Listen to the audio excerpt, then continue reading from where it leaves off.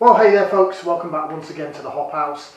It's Eddie here. It's time for another beer review, and it's not a virgin beer review. I have already had a can of this beer prior to this review. If you're brand new to this channel, welcome along to the Hop House. We call that, we like hoppy beer, we like house music, we're on the beer side. But if you like either of those, or both, then give us one of those. Give us a like, share, subscribe to this channel if it sounds like your cup of tea. Okay, we're going through Lidl Craft Beer Festival beers. So this is one that I picked up this month, but it was some leftover from the last beer festival, I believe in August. I bought 3 cans of it in total. I've had one, so I'm going to review this one, and another one's in my beer box. So it's not a virgin beer review. I'll show you what we're reviewing, shall I? It's from Loch Lomond Brewery, and it's a can of this. It's their Balloon Safari. Down as a coconut IPA, it's coming in at 4.5% on the ABV. 4.5. Nice, lovely can wrap. Balloons. Bit of a damaged can, actually. Trust me, I picked 3 cans and I picked the damaged one to review. There's some dints in it and this, that and the other. Now, Loch Lomond Brewery have probably been... they've probably been my favourite out of all the Scottish breweries that are going into these Lidl Craft Beer Festivals. They did a white IPA that was tremendous. They did the Lost in Mosaic that was tremendous. Southern Summit was really nice. They've done some really, really good beers. The Zoom Time, oh my word, New England Session IPA, absolutely out of this world. You know, for what you're paying, they've gone up slightly. This was £1.79, so they've gone up. I think they started off at 159 and 169 and 179. But considering that cans are this size, in your Tesco and Morrison's and Asda and stuff like that, it's £3. They're still undercutting them by quite a lot. 4.5% then for a coconut IPA. It's more session-y strength. I think it says it's sort of a session IPA on the back, but we'll read a bit more about that later. Let's get out in the north. Coconut IPA. I'm going to say Sabro. When I hear the words coconut and IPA together, I think of Sabro. I use my Thornbridge glass. It's got a bit of watermarks and I haven't dried it properly. Apologies. It is only a 2/3 glass though, so we'll have to pour and re-pour. I don't use this glass enough. This is a class as a proper IPA shaped glass. This is. So I've heard. Anyway. So I've heard. Right. Pour it to about there. There we go. Okay then. So what have we got? We've got a bit of haze there, a bit lighter than the tropical pale ale that we've just done. I can see, is this a nucleate glass? No, there's just quite a lot of carbonation in there. Lovely white head on it. That's how it jigs in the glass. Look at that. Yeah, it's going to be great, isn't it? We're going to do a little bit more later vision when we get down it a bit. If I hold it up to the light, which is probably what you're going to see on camera, yeah, it does look slightly hazy, and it's a golden bordering on amber coloured beer with a lovely fluffy white head. It looks really good. I'm happy with that. I approve. So, Loch Lomond then.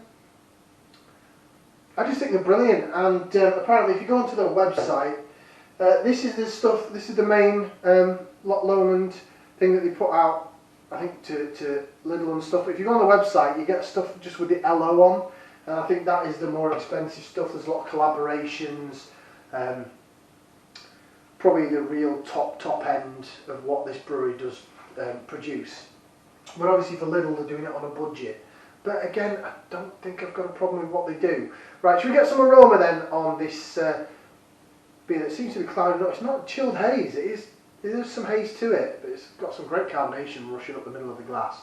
This is not a widgety glass. Right, let's put that into there, we'll give it a whiff, see what we can sniff. It's smelling almost like lagery malt.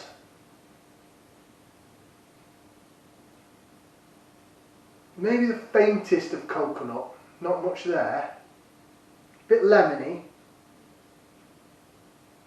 And a bit bitey, maybe a bit grapefruity or something. Definitely wouldn't say coconut though. Definitely wouldn't. Doesn't smell bad. Doesn't smell bad, but it doesn't smell...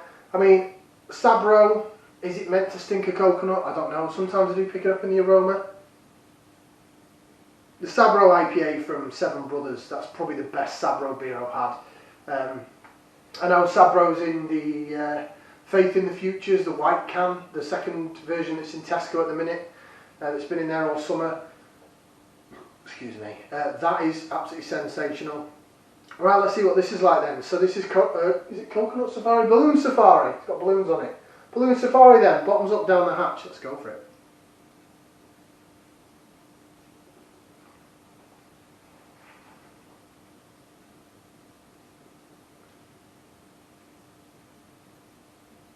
Oh, I had to wait for it, but there it is.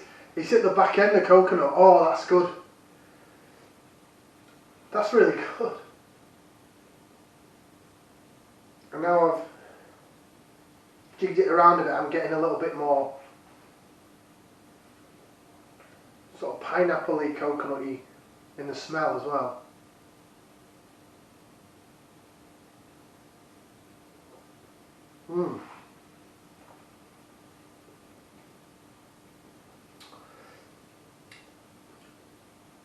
Glad I got another can. Oh, yeah, right at the back end. I'm glad I got another can of that. Really like that. And it's 4.5%, so it's right in my sweet ABV range. I like session beers. I like 4.5 to 5.5. Beautiful. So there's a little bit of initial fizz of carbonation that sort of fizzles all around your mouth.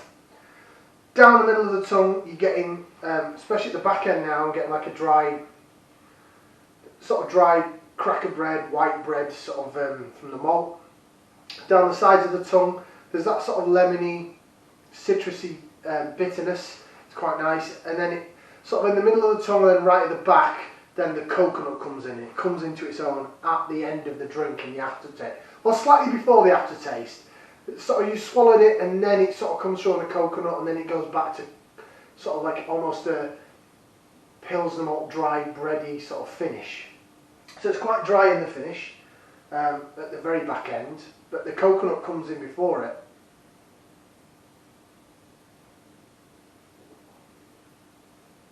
it. There's a coconut now, and it's really prominent now. It seems to be changing the more I drink it. So with that mouthful, I got coconut right on the tip of my tongue, and then in the centre, but towards the back of my tongue, which is sort of where it remains till about now. It's now gone, and you're left with that dry, crisp sort of. Makes your mouth do that. Makes my mouth do it anyway, and it makes me want more. Makes me want to drink some more of the beer. So I'm going in for more.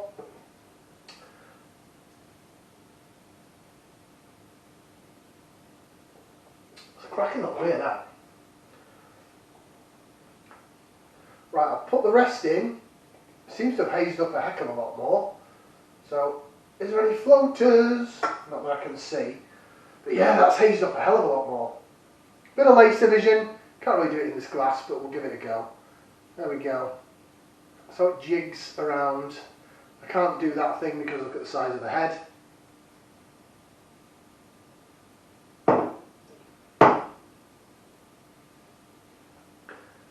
That is a cracking beer. Really like that.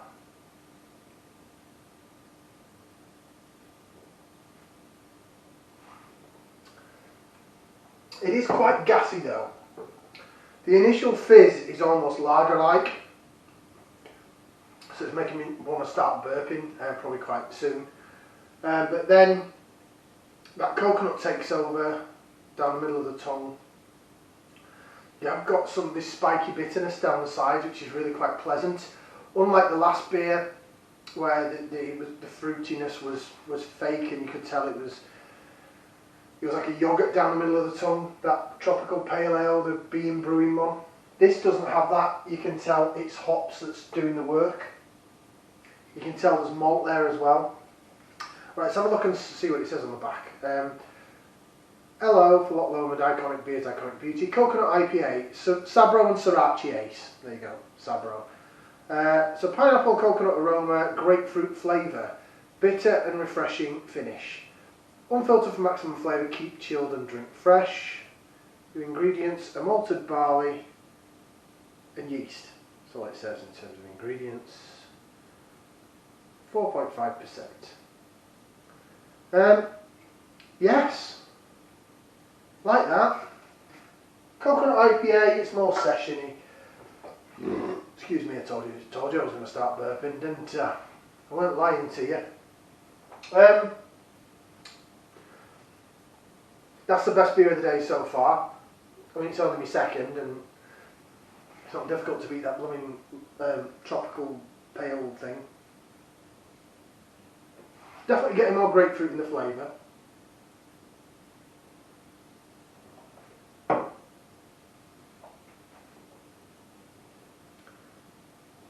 Oh, I love it how the coconut comes in towards it. Oh, I love that. It really softens it, because the initial mouthfeel, as I said, is quite fizzy. The body's light to medium. It's 4.5%. It's not very thick and gloopy, is it? But this initial fizz of carbonation is a bit like, Christ, that's a bit like, it's like a lager. And then the more you swirl it around in your mouth, it softens. So it is quite sharp to start with, then it softens. As I say, that bready character at first, then the bitterness goes down the sides of the tongue. Then when you swallow it, as you swallow it, the coconut comes in at the back of the tongue, a bit of sweetness to counteract the grapefruit down the sides. And then it finishes with that dry, bready, malty finish. Like it. I like it, people. I like it. Right, rating wise, do you know what? I'm going to go back to Lidl and see if we can pick up some more cans of that. I am. The only thing is, for me, is the initial fizz of carbonation is a bit much. But in terms of sessioning, I could drink a lot of that. I could drink, well, depends how bloated I get from the initial fizz of the carbonation, but in terms of the flavour profile, brilliant. Maybe the carbonation's a little high. It's a little too fizzy at first, and I'm starting to feel a bit bloated. But flavour-wise, can't fault it. So I'm going to give that 2 thumbs up. Not going to fling any feet in the air. It's just going to be 2 thumbs up from me.